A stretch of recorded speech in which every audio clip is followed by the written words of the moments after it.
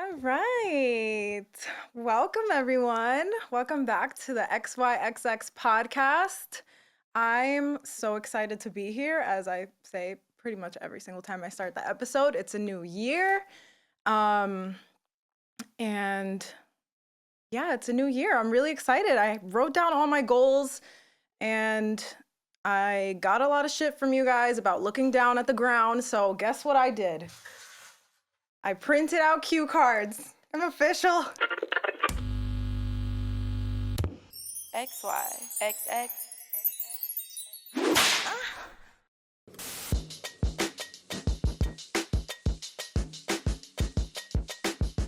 We are joined by an amazing guest, Scylla Gassier, right? Yes. Did I say it? Scylla Gassier. Scylla is was my coworker. She was my office neighbor. We're friends now. And she is a licensed social worker. Mm-hmm. So I don't want to say you're going to therapize me today, but maybe we'll get to that. So tell us like how you got into the field and what is social work for people who might not know. Yeah, so social work, I actually didn't know about it either. Okay. It wasn't until I was figuring out my life plans after I'd started a different master's in marriage family therapy that I was like, I want to do more than just clinical work. Cool. I want to get to like public policy groups, and social work is a field that you get to work with the one-on-one, but also in a meso or macro, so on a policy level and a community level. And there's so many different niches. It's also really flexible. So Okay. if there's a population that you have in mind or something that you feel passionate about, it gives you the tools to make that change and to help them. Okay, so you said you started with marriage and family counseling, but Yeah. you didn't want to be boxed in because you wanted to see like other, not alternatives, but like different niches, like you said. Yeah, so with the marriage family therapy, when I first started that, it was also during COVID. Okay, And I had gotten like an internal scholarship from my community to go to that. cool. Because of the COVID stuff, the fund was no longer there. So then now I had to pivot. And then I was like, do I want to continue this degree? Okay. Or do I want to see like, because life happens and flexibility. And as I was like rethinking it, social work came up. And then it also kind of connected into my experiences when I did study abroad in Cuba. What? Yes, in my undergrad. You know, my stepdad is Cuban. I wish I knew that. That's so interesting. Okay. Yes. So it got me it was like a nice pause. Like it was a big change. Like it was already COVID. I pivoted the program, I pivoted, and I was just like, hey, like I want to do more than just going really deep into just clinical work. And then that came out naturally. So interesting. Okay. Also, I just want to say, like, when we first started hanging out, I'm not the person that like hangs out outside of work. But you were like, oh, why don't we like go on a walk or like get lunch sometime or something? And I was like, okay, because I get anxiety sometimes. And like hanging out with you every single time, I was like, wow, that was really nice. Or like, oh, we talked about something I didn't expect to go there. So it's cool how you have that energy, like inviting energy. I want to say I felt that within you too. Like Really? yeah, Okay. you have a very like put together energy to you at work. And then, but What? you're also very kind. So I'm always about I like to yap and like learn. I'm always about like, I don't know about all those perspectives. Yeah. So it's just so nice to like talk to people and see what they have to share. Feel like it makes me like understand a little more and show up better for the people around me. Okay. But also I'm just curious all the time. So interesting that you said put together, but that brings me to my next thing. Okay. Something that I feel like a lot of people are talking about these days is the loneliness epidemic. And just talking about how I was anxious to like even just hang out with someone outside of work. How do you feel like loneliness has increased in recent years, especially with like social media and stuff? Yeah, so that is a very good topic because you're kind of bringing up two different things. One, in our current society, we are accessible to everyone and everything, right? Yeah. And it's not just people, but it's also groups and organizations. But at the same time, this creates this like overwhelming sense that we kind of silo and protect ourselves because it's overwhelming. Okay. So, and that could be for different things. Everyone has their own protective factors. Some people shut down, some people ignore, distract. And you also have all these avenues where you can explore where you don't even have to talk to a person to feel like you're connected to something. Yes. Very true. I feel like I'm the avoidant person. So what are like some patterns that you see most often? like as far as coping mechanisms for people? I would say it's a couple things that go into there. I feel like when we're younger, depending on how we were maybe expressing ourselves, if someone might have said once or twice, like, you're too loud, or you're too arrogant, or there's no space, or like, why are you crying? Wipe your tears. Yeah. Whether you mean to on purpose or unconsciously, you are deciding what the world is for you, what that means. And your brain is so good at wanting to protect you Okay. that it doesn't care if not reaching out to people, it's your partner, it's your fiance, the person you should be closest to. But there's a part of you in your brain that's like, well, we don't want to get rejected or hurt. So it's almost like a little like shadow version of yourself. It's Carl Jung's theory that he kind of goes into, Okay. where it kind of comes up. So even though you want vulnerability, you want to be close, there's a small part of you that wants to protect you.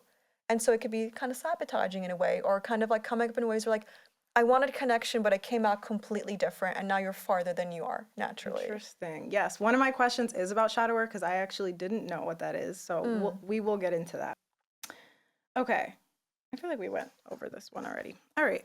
So what about like how often are people masking hurt with anger? And I ask you this because I actually noticed now that I'm an adult and I see my family as like, okay, these are people figuring life out just like me. I think about my stepdad growing up and how like he would get angry whenever we had an event to go to or something. And now looking back, I'm like, oh, he was just anxious. And that was manifesting in anger. So how often are people misplacing those feelings? Yeah, first I want to acknowledge like it's a good like you reflected back on a previous experience and was able to see the reality of it, not Yes. what it made you feel. Mm. That is also how that hurt and anger manifests too. What are we currently feeling, and then how do we protect ourselves? So when you are saying, okay, if you're hurt or scared, or maybe you're feeling vulnerable, we cope in a way that's going to make us feel safe, or at least get us out of that situation. Okay. So for some people, it is anger. For some people, it's dissociation. For some people, it's like, you can never talk to this person, like let them in, like they're just like a drywall, right? You can't get close. Okay. Anger is a very common one because it kind of does two things. One, if you look at it on like a biological perspective, you get cortisol, norepinephrine. These are like these adrenaline hormones that kind of get you going, responding to stress. Yeah. So it makes you feel like you're responding to something, which makes you feel like you're being protected. Okay. Like, okay, if a car is coming into us and then without even thinking, you jump out, maybe you grab the person next to you, you, in that moment, reacted to the threat coming in, right? Gotcha. Okay. So that anger is like responding to a perceived threat. Something is happening here where maybe I'm feeling insecure about something, or maybe I feel like I'm going to potentially get hurt here. So I'm going to lash out before I even give you the opportunity. I was gonna ask, is that a safe way to cope? But I know anger can manifest in like even violence and stuff like that. So just surface level, like I'm just angry because maybe I feel vulnerable. How much of that like should be treated versus that's helping the person? So I'm hearing, if I'm saying it correctly, productive anger versus like unproductive anger. I didn't even know that was a term, but yes. Like, is that what you're saying? Like Yeah. anger that's helpful to you and anger that's not? Right. Okay. So yes, basically what that is, your ability, so you're gonna feel emotions constantly. And these are great because they're tools. When we say negative emotions like anger, and I'm saying it with the negative term because we tend to put it in that spectrum, right? Like Yeah. it's a not helpful emotion. That's Right. what we kind of call, like socially say that. And genuine, like if you look at it, actually it's a tool. So if you are feeling anger, the first question is, what is it telling you? Where is it coming from? Because you, like I said, sometimes it comes from that hurt. Sometimes Yeah. it comes from anxiety. So anger itself is not bad. It's more, you can hold the anger or that negative emotion and then also hold that who you like are currently. So like I can feel anger, but I also know that this is trying to tell me something instead of looking at it with judgment. When it becomes unproductive anger is when you are constantly sitting in that feeling, but not really getting into the root of it.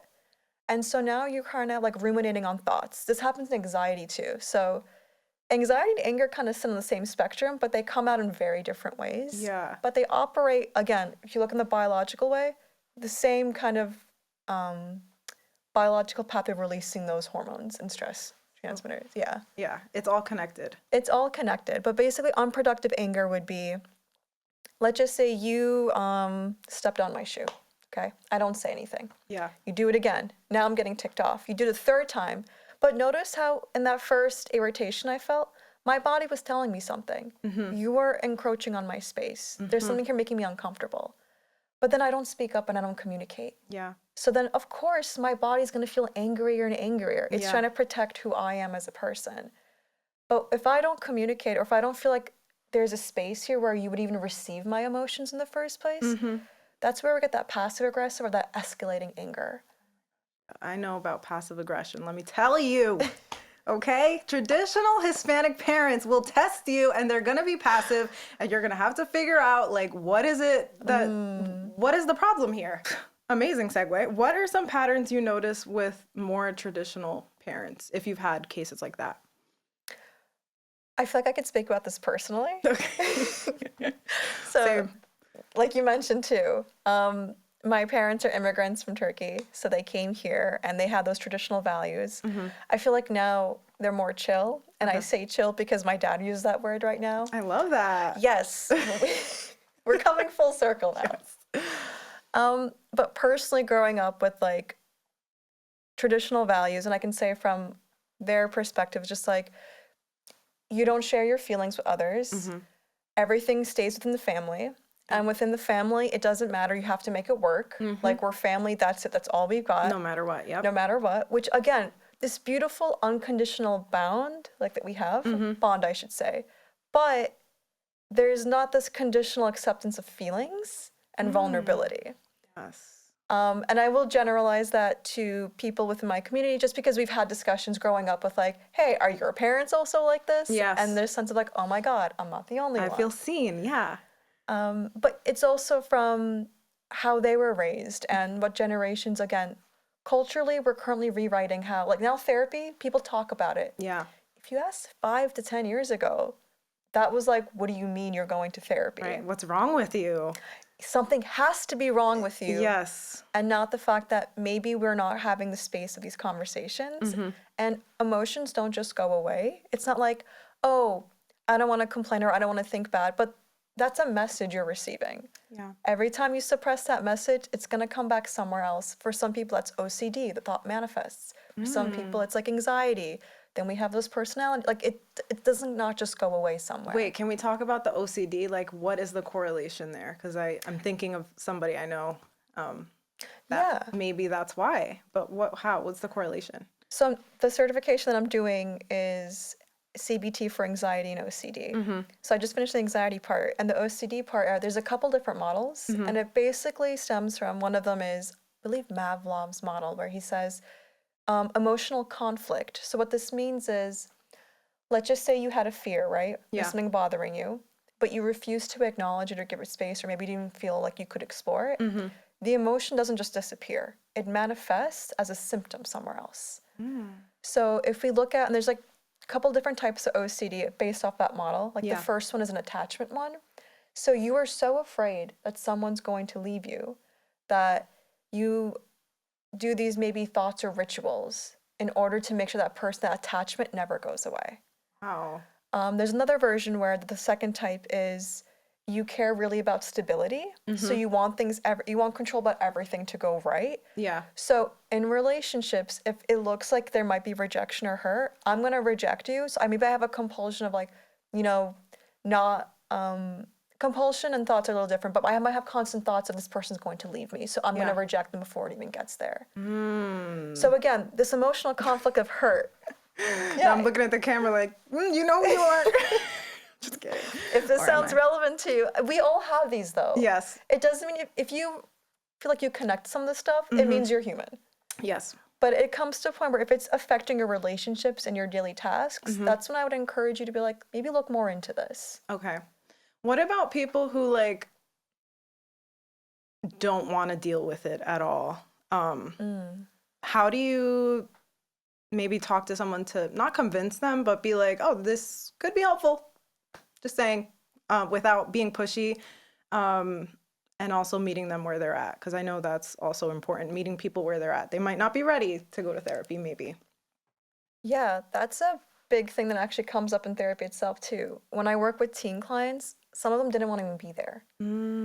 So how do you work with someone who it's not even their idea to be there, right? And if you're talking about the part that maybe you see someone in your life who might benefit from it too, rather than focusing on what's not working, because they know what's not working. There's a reason why you're noticing it too, right? Yeah. Maybe it's in how they show up in their relationship, or maybe how they show up at work, or maybe you want them to succeed, or whatever it is. I find it really better of just like, how would you want your life to look like? Is there something that you're struggling with now which you wish it could have been better? Getting them to realize to focus on like there's a goal, or that the pain of the stuff they're working with that they don't want to acknowledge is getting in the way of something they do want. That's how you kind of get motivation. What is it that you actually want? Let's focus on the good stuff. Yeah. And what's preventing you? It is about motivation, isn't it? Motivation's very funny, but it is about that. You need to be, and that's the first thing of any therapeutic alliance. We have to come to some kind of agreement of the work that we're doing here today. Even if you're mandated, aka maybe you have to go to AA meetings for your DUI, like whatever it is. Or if you're like that teen who gets put into there and your mom's paying for it, or your dad, or whoever, I need to come to be like, hey, you're in this room with me for an hour. Yeah. Sitting here not doing anything is not an option. Right. So then we might as well do what you want. What is it that you would want to do? The illusion of choice. It is the illusion, but it's also space. Let's might as well use it. Yeah, so true. First of all, I love therapy. I recommend it. Scylla's awesome. She's not practicing, and she said she cannot be my therapist because it's a conflict of interest because we're friends. Yes. But let's go on to dating and expectations. Ooh, okay. So do you feel like people have unrealistic expectations when it comes to dating?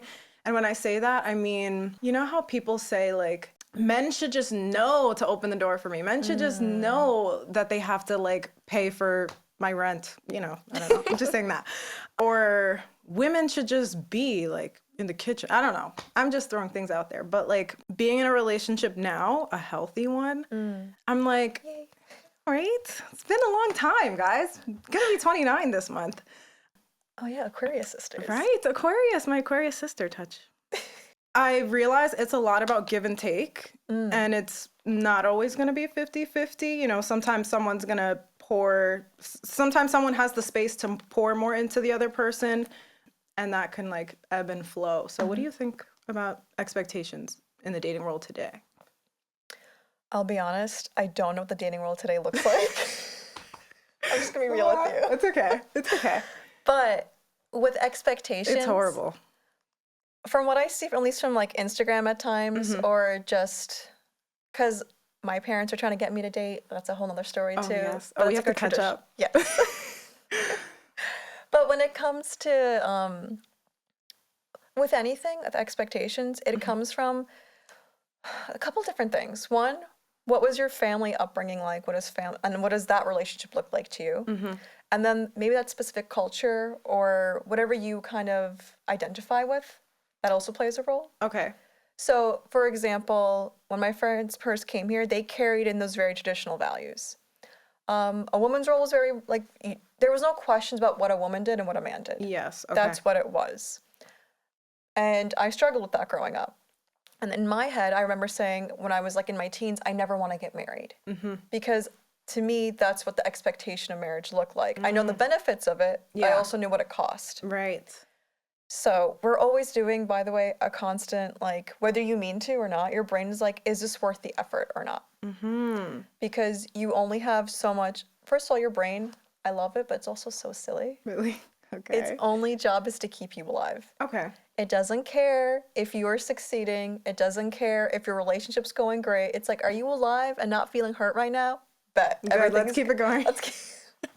Yeah. That's literally why it's so hard to want to, like, for example, I want to wake up at 5 a.m. and go to the gym, right? Great goal. It's good for you too. Your brain's like, that's so much energy. Okay. Okay. And that ties back into relationships when you're saying like that give and take that you were mentioning. It's never going to be equal, right? Yes. One, because sometimes the stuff that you do in the relationship versus what your partner does, the weight might not be the same. And how you appreciate it might not be the same. Wow. So if you're saying 50-50, but like maybe to you on how you're weighting his actions or her actions to what that means to you, it might be 50-50. Okay. But to your partner, that might be like, oh no, it looked like 40-30 to me, like whatever it was. Yes. So when it comes to relationship expectations, more just like first getting on that same page of what that means to you, the love languages, right? Yes. I know that's like a very like people becomes like a social pop psych thing, but it is important to understand what do you want to receive in your relationship, right? And that realistic part comes from nothing is like unrealistic or realistic if there's a person willing to do it for you, right? Yeah. But where is that coming from? Do you want someone to pay your rent because you have this fear that you can't provide for yourself? Mm. And does that mean like maybe you saw from like how your parents struggle of not being able to have those finances? So that's like something so important to you and you're like, I'm not compromising, but it's not coming from a place of love, it's coming from a place of fear. That's when I would challenge you to think, is this a realistic expectation you want from a partner? Wow. Mic drop. Villa is amazing. That was an amazing answer. Okay, so I guess that leads me to my next question, which is like, why do people stay in relationships that they might know is not good for them? And is that a discipline thing, or is it, again, like a survival instinct? Love that question. And that can apply just outside of relationships, but everything that we do currently serves a purpose. Even if it's a habit where you're like, I hate that I'm on my phone right now for like, and I realize it's half an hour. Well, it's actually serving a purpose for you. It's giving you dopamine. Yes. It's making you maybe feel, maybe you were anxious after work, right? You had a hard day, you wanted to unwind, and maybe starting something new was hard, so you're on your phone. It's the same thing with relationships. You are getting something out of this relationship. If it was actually all that bad, your brain, again, that constant benefit analysis would have been like, there's literally no benefit to us being here. It's actually a waste of our energy. Let's go. But it's not that simple. Relationships, maybe there's that vulnerability, maybe that's, you have meaning to it, right? Even if the person's not maybe giving you as much, they're maybe giving you like 5%, but you attach meaning to them. This is my person. This is who I am with them. I see a future. But if you realize you're putting all of that in there and they're actually doing that 5%. So when it comes to like, why do we settle? Is it discipline? I'd say don't even personalize it, because if there is something you're receiving from that relationship, whether it's like feeling safe with that person, or maybe they make you feel good about your body, or maybe they make you feel financially safe, there's something that you're receiving there. Okay. And that's going to tie back into why are we depending on someone? Like, you're not broken or missing. You can do that for yourself too. Yeah. But it's going to be taking a step back of like, is this what I really want to spend my energy on? Can we reflect that back in? Do you feel like in your role when you are practicing or when you do practice, do you feel like it's exhausting on the therapist end? Like maybe when you're having like repeat cycles of the same person kind of like trying to break their cycle, but then they don't? I did do couples therapy once with two of my clients, and there was a frustrating part of, because here's the thing, you want your clients to get to their goal, right? Yes. They told you their goal in session, but my job is like, I'm not getting frustrated with them. In fact, the more things that don't work out is better, because now I have more information of just like, okay, so this isn't working, here's why it didn't work. And we break through every activity why it didn't work. Okay. And if it comes to leaving someone, I would ask yourself too, every attempt at failure, and I'm putting that in parentheses, is you tried a method where you thought that this would get you to where you want to be with your partner or maybe separate, and it didn't work. Let's explore that and why. Was it because maybe you still put meaning into that and you didn't put into yourself? Or maybe it's because you still have this fear that you haven't touched. Yeah. And you're thinking that you'll get that acceptance from someone else. But again, you're just pushing the fear into someone else and not acknowledging it. And there is like the circle of change, basically. And relapse so it's used for like motivation change. So it's MI, motivational interviewing. It's pre-contemplation. So basically, you don't even know you need to make a change. The contemplation, you realize you need to make a change. Preparation, you get ready to make that change. Action, you do it. And then maintenance, so you're kind of maintaining it. And then there's a relapse part where you're going to mess up. That's the same thing with like, and I use it, I know it's for the addiction one, but it's used for any kind of change in your life. Yeah. When you think your partner might not be showing up and you have those conversations, right, and it's not working out, well, now you're contemplating. Hmm. And it's not easy to make a change because there's this grief of leaving behind the person who you were, who needed that. And now you Yes. have to redefine yourself. And if we go back to energy, that's so much energy. No, seriously. Oh my gosh. Yeah, with this new year running around. With this new year that is here, I've just been thinking about like things that I want to do and how to put in the energy, and it is a lot of energy. So It you are right. is. Okay. How much of this is also one of the questions, but I don't know where it is. Oh, sorry if I go off on a No, tangent. I love it. How much of how we are in our day to day is a result of our childhood? Because there's that saying that like your personality is what it is when you turn 5. I've heard of Is that that too. true? I haven't read it anywhere. Okay. I've just heard of it. Okay. And so based on my education and then my own studying, so we do have developmental like cycles, how things develop, personality and stuff, but like it's not set in stone. Okay. There are psychoanalytics who say that, for example, even when you're in the womb as a baby, and and if you cry and your mother feeds you, that affects personality. Yeah. And there are some studies to show that, like, if a baby was crying and it was never given any attention, it's less curious to explore. It's less curious to reach out to caretakers. Okay. So, is there an impact? Yes. Okay. But it's the same thing of nature versus nurture. You were always taught, especially if you look at the age 5, right? You were trying to make sense of the world. You're making the rules of what the world is. So if people respond to you a certain way, you are accepting that this is. So if every time you laugh, someone does not laugh back, you might. You're like, I'm not funny. No, I'm just kidding. Yeah, literally, I'm not funny, or maybe I should stop making those jokes. If you have, there's like experiments with toddlers and babies. If the caregiver stops smiling, the baby is trying to make the person laugh, like the caregiver. Okay. Still not responding, they get angry or upset, and then the baby itself becomes despondent. It just made it a rule of the world, like, again, the person in front of me is not responding. I'm trying to engage. My efforts don't matter, so then I'm not going to try. Yeah. And breaking that down as an adult, I feel like, how do we get to the root? How do we get to the root of this? I feel like even though I started therapy, I think about like 6 months ago, I feel like we're just now not even scratching the surface because there's so much to unpack about everything. Nature versus nature and nurture. So, yeah, exactly. So you come in with that, but then you work on it, right? And then you might realize, hey, I was coping with this maybe one skill, like, for example, shutting down, right? Yeah. When things are overwhelming, you shut down. And you're like, I don't want to do this anymore. I have the capacity to understand and reflect that this is not working for me. Right. And that's where change comes from. Nice. Love it. Okay. How many times do you see people that think something is uniquely wrong with them? And I remember in Psych 101 in my undergrad, my professor was like, people always think they're so special and they're like the one person in the world that's going through something. And it's like, no, most of us are going through a similar or same experience. I feel like that's humanity in like basically a nutshell.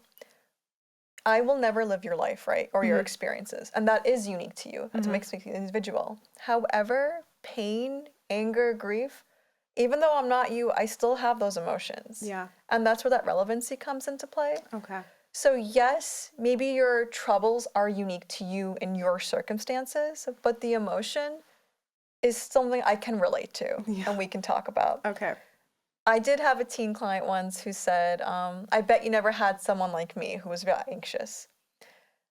And it makes sense when you're thinking about your life, like you are making sense of your life. This is the point where you've come to, and you've done the best with the tools that you've had to get to your point. Yeah. So of course, you're the only one who's done that.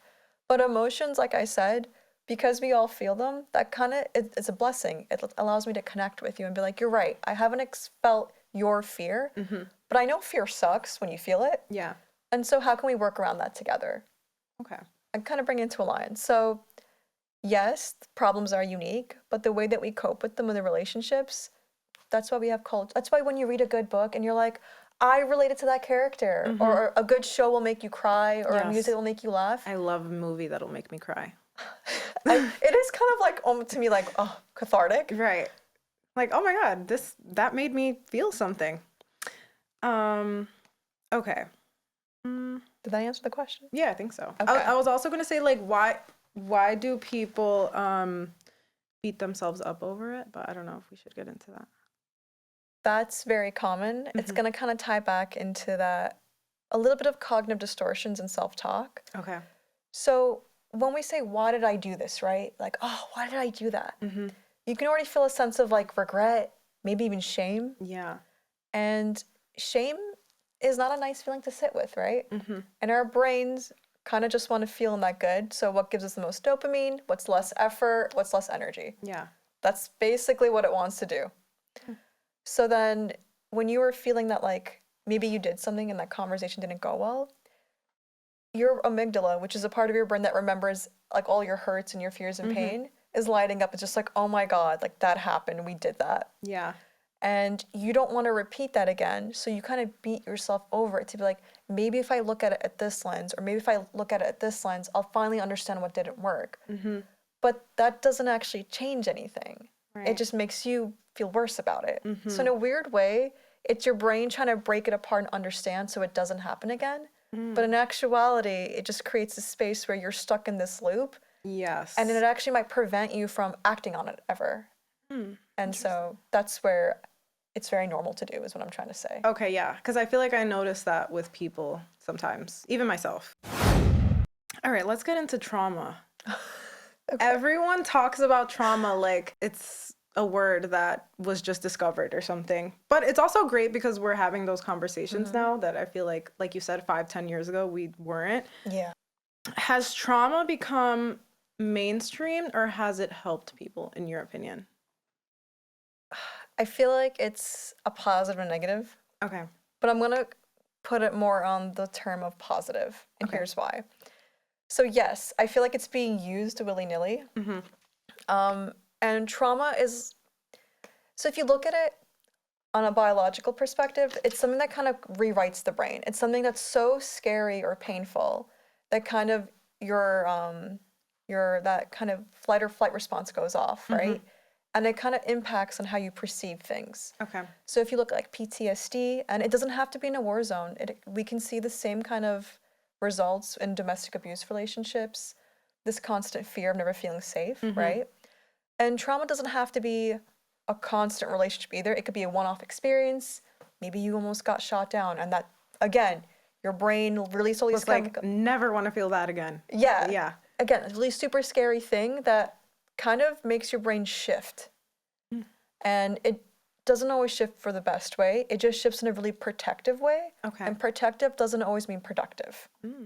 And so that's where I feel like trauma, yes, I love that we're talking about it, but we need to acknowledge, what are we categorizing as traumas? Like, I can't say I have a trauma of like no friends because I can't keep a. That's more like, okay, let's talk about why you can't have a relationship or a friendship for more than 2 months. Because you're a gossiper. That could be a thing, right? And so I feel like it becomes this guise or umbrella term that people just put all these feelings and thoughts and experiences into. Yeah. And that's where I feel like it's that double-edged sword. I'm just like, no, let's actually unpack what's going on here. Yeah. I haven't personally worked with a client that I would say had a traumatic kind of experience in that regard. Really? Okay. It was more talk therapy, relationship therapy, or family therapy. That was my caseload. Gotcha. So with that, I'm not going to pretend like I know more about it. I've done some reading on it, but I will say I'm happy we're talking about it, because the more we talk about something that's on the table, the more that we could do something with it. Okay. And I like to look at it from that perspective. So if people are talking about it, I'm like, great, but let's talk about it with the right information. Yes. And let's see where let's be curious about it. You kind of just described that. It was like stress versus hardship versus trauma. How do you determine which it is? But I feel like you kind of said that not everything is trauma. So yeah, it's, again, stress. You have acute stress. It's a short-term stress. So like, just say, like I said, someone walks in that we don't know and we're like, who is that? Yeah. You have two types of way that give stress. You have neurotransmitters. Those are really quick. They respond really quickly. That's like dopamine, serotonin, norepinephrine. They respond and last for like 15 minutes so you can respond to it. Yeah. That's an okay stress. Maybe you have a meeting at work, or you're going to have a hard conversation with somebody. That's that short term that comes up. Yeah. When we look at trauma, That's when cortisol, that's a hormone, so that's a little different. It operates in your blood, not by your brain, so it comes from your adrenal Oh, gland. There's a separation here. wow. You have two stress responses. You have an acute one, and then you have an HP axis, which is basically the one that it's in your blood, cortisol. So what happens with people with trauma is what we see is that's more long term. That kind of gets out in like minutes to hours. It gets released, and it stays longer in the body because it stays in the blood. Wow. And cortisol in itself, because it's in the blood and you're feeling it, if you're constantly being exposed to fear, like those traumatic abuse, like those really scary things, your cortisol doesn't go down. It's constantly up. And that's where you get the impacts of like burnout, where we see like a lot of people with with high cortisol doing addiction, stuff like that to cope with what's going on. So Yeah. that's kind of difference between short-term stress and like a really scary thing that's constantly happening. Your cortisol is not going down. It's constantly in your blood. And that kind of impairs. In fact, it can actually suppress your hippocampus, which is where memory is. So your memories and experiences make you up. If you're so stressed constantly or under fear, it'll kind of impact how you access those memories. Interesting. So then you might change and be like, I'm not a brave person because I can't remember a single time I was brave. And so now it kind of beats you down even more in that kind of perspective, which is why trauma, like I said, it's a great thing we're talking about it, but let's do Yeah. the actual work with it. Right. So that's And the difference between them, if that answers the question. yes. And also, I feel like that's good to bring up because, like I said, I feel like everyone just says, oh my God, I'm traumatized from that experience or whatever it is. But now that you're saying it's literally cortisol in your blood, that would make sense why like chronic illnesses come from Yes. trauma, Yeah. maybe. Body Keep Score is a great book Yes. that goes into it. Good to know. Good to know. Okay. Why do people self-diagnose online so much? Like, for example, the ADHD thing, which also I want to ask you if you think I have ADHD, but but like how people are like, oh, it's my ADD or whatever when they're on Instagram while they're supposed to be working. I feel like this is a two-part question Okay. that I want to break down. Yes. So first, it's the same thing with like having sports teams, horoscope. Like we just said Aquarius sisters, right? Yeah, yeah. We kind of align. We want to feel like we have a kinship with something, right? So when you feel like you have a label, one, there's a community accessible to you. Then the second part of that is also going to be if you think about information. So when you understand what the problem is, you feel like you can actually tackle it. So if you feel like there are things not going right with you, and instead of looking in, you just find a label to be like, oh, the reason why I don't have good attention or I'm on my phone so much is because of ADHD. Yeah.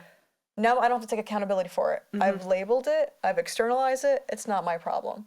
It's just there now. Yeah. And that kind of takes the onus of effort off of you.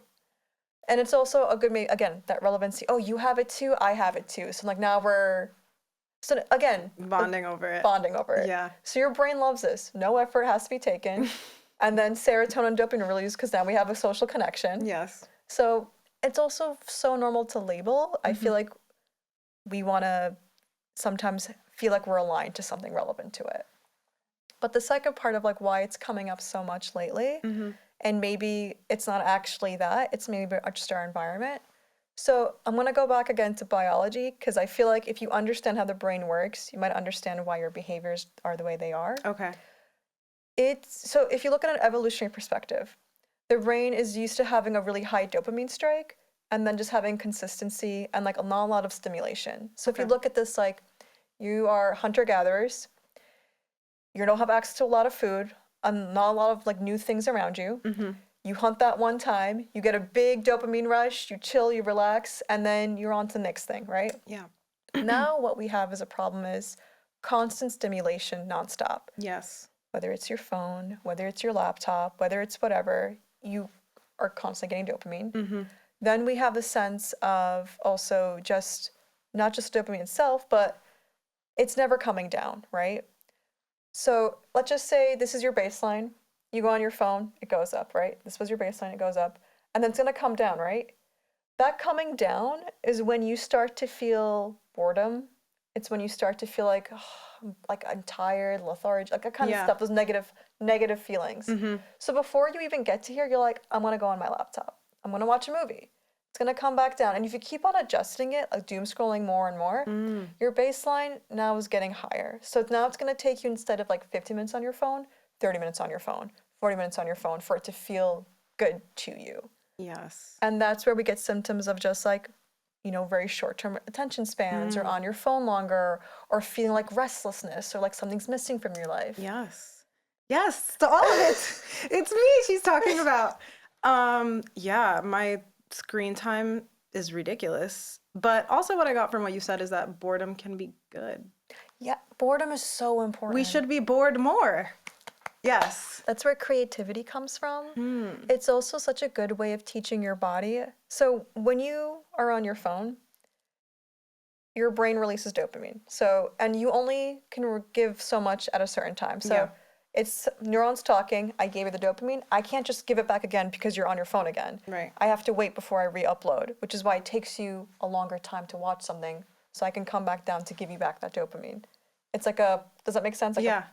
so then if you are basically being bored, you're allowing your neurons to kind of remake that dopamine to give back. And you're teaching it that I don't need to have stimulation to give out dopamine. It's effort, or it's putting something in. I can be bored and it's okay.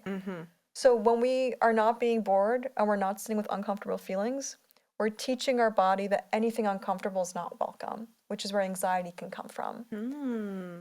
And again, the ADHD symptoms. This is making sense. Less anxiety. We gotta be off our phones more. Interesting. Not just phones, but for anything. Like if you find yourself, it could be with drinking for some people, it could be vaping, it could be even going to the gym. While it's good, there are people who are like addicted to it. They refuse to acknowledge feelings to just go. So boredom is so important, creativity, and also teaching your brain that effort or being uncomfortable, even for 5 minutes, it gives your brain that grace to be like, it's okay to be a little uncomfortable. Okay. And that kind of rewires your brain, like, okay, I was uncomfortable 5 minutes and then I went on my phone. So delaying things in a healthy way or just sitting with it is such a good way of like giving your body that restart. Yeah, I was gonna say, what would you say to someone like me who's who's addicted to their phone? Like, it's bad. Right, babe? It's really bad. And I don't want to be, but like even as far as I can remember, literally, I mean, there was no iPads back in the day, but I had a phone at 9, and then I had a computer, and then like from then on, I've just been addicted to devices, I feel. I think it's so normal. I was also, I'm not gonna lie, on my phone before I got here, like checking over stuff. So, and it's interesting you could talk about back then versus now, right? Yeah. So one, I was even reading an article about how video games are different now. And the reason why is right now you have access to, one, your algorithms are trained to keep you entertained. Yeah. So anytime you're interacting with it, it's like, oh, you looked at this for 10 seconds long and you looked at that. I'm going to bring you more things that you looked at more. Okay. Back then, we didn't have algorithms. So it was just you had to explore to find something that interested you. Then I want to say, what are you doing before and after? So maybe when you were younger, you didn't have as much stress as you did now. So you didn't feel the need, I'm assuming for that, I'm not saying that is, but you didn't feel the need to grab for something. And then maybe, and again, the pain that you felt from then versus now might be different. You have a bigger tolerance for pain now. It doesn't mean it still doesn't suck. Yeah. So when that tolerance is at its cap, you want to feel good. Or maybe you don't want to acknowledge, whatever it is that stressor is. I would say for anyone who's like finding this on their phone a lot, what happened before that you wanted to go on your phone? And then ask yourself, after you're done, you're doom scrolling, how do you feel now and how do you feel 30 minutes later? That's going to give you the answer of what that's doing for you. Dang, 30 minutes just went by. I should have done something. Okay, which leads me to my other question, which is, do you think that I have ADHD? I'm going to say, from the professional sense, I haven't worked with you, like at work. I haven't seen you to exhibit those kind of symptoms. Yes, I'm really good at keeping it That's what I'm under saying. wraps at work. You're on it. And then two, based on this conversation, it would be an injustice to give any kind of diagnosis. Okay. I would say for yourself is, why do you think you would have that? Like, where is that coming from? I just feel like even when people are talking to me, I have to really try not to go elsewhere because you could say Mm, something and then all of a sudden that one word made me think of something and now I'm thinking about that and I stop listening and then I have to like come back to you mm, or like I'm reaching for my phone, but I don't need to go on my phone and now I'm like, okay, but I need to focus back in. So that happens to me a lot. hmm. Um, yeah, and yeah. Upon reflecting, I'm just like, there have been so many times where I'm like the butt of the joke because Amy, you're so slow, like you didn't get it, or like Aw. we were just talking about it. Um, so yeah, so just thinking about like all those instances, yeah, I would say, I feel like I'm hearing two things. One is your brain is kind of jumping yeah, into like, what does this mean? Connecting back to different thought, kind of like a restlessness. mm-hmm, And then two is kind of bringing back control to where you are, like that grounding. yes, I'm not going to make an assumption, but this could be from, do you give yourself permission to rest and like let your thoughts, and I'm not saying rest like going on your phone reading a book, but just like being alone with thoughts and letting them settle. Because sometimes when things wander, it's because they're trying to address something else, mm. or because sometimes we feel like we're not safe and it's just like, okay, what else is happening here? What else is happening here?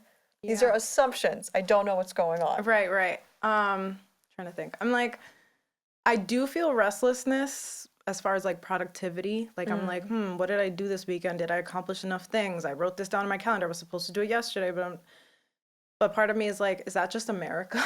like, So real. like we're just told that we have to keep working, and if we're not, then we're not being successful. We're not, I don't know, like not that we're competing with others, but like Mhm. someone's gonna take your spot if you don't.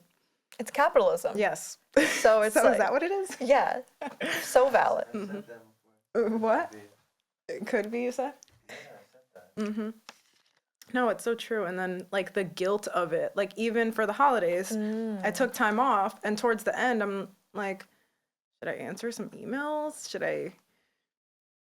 But I don't know if we're like diverging from the topic. No, we're not. I feel like instead what we're coming into is if we are constantly pushing, right? Pushing this, then it's coming from a place of just, I need to push because X, Y, and Z, or I won't get this, Yeah. right? So there's a sense of fear that if I don't do the work, if Mm-hmm. I am not thinking of 100 things at once, I'm not going to get to where I'm going to be. Yes. That's again of, I'd say, more inner work of just values Mm-hmm. and how you show up for yourself and how you measure success and productivity.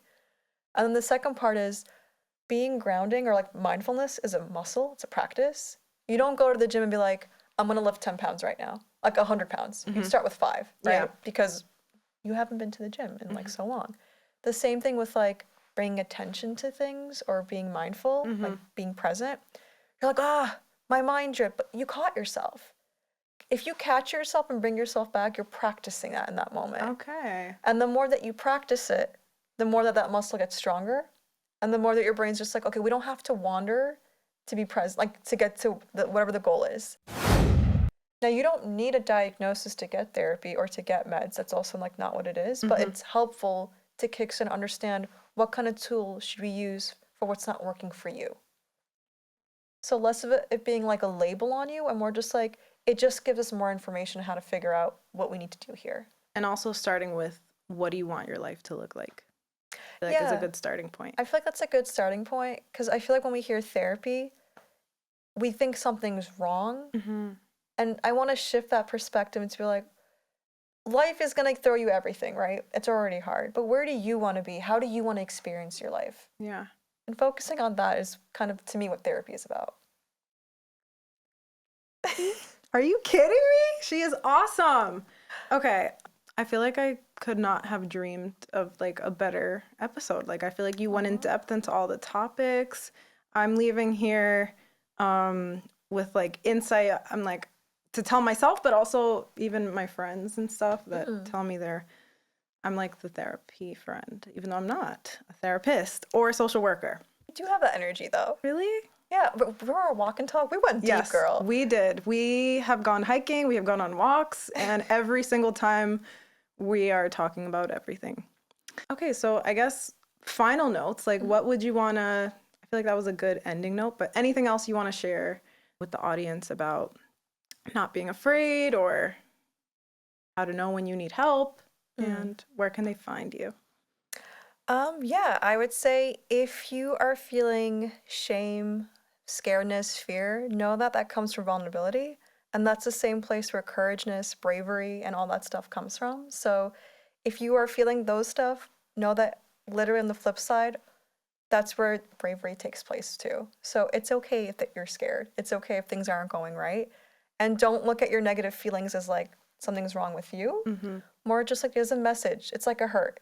If you get hurt and you're feeling pain, it means you bumped into something. Yeah. And we're always bumping into things, and that's okay too. So just give yourself grace. I think that's my message. Give yourself grace. Take it easy. Thank you, Amy, for having me on Thank here. you for coming. I was scared to ask. I'm always scared to ask people because I'm like, you're going to be on camera. You might not want that. Or I don't know. Tell me more about why you feel that way, Amy. Why am I? Oh, should I actually? Do we have time? I was being fake. Yeah, we'll talk more about it actually, because why do I feel that way? We'll be out soon with another episode. Thank you for watching. Subscribe, follow, do all those things. And I'll see you soon. Bye. Hey. The weather cold. My goodness, The that was weather's great.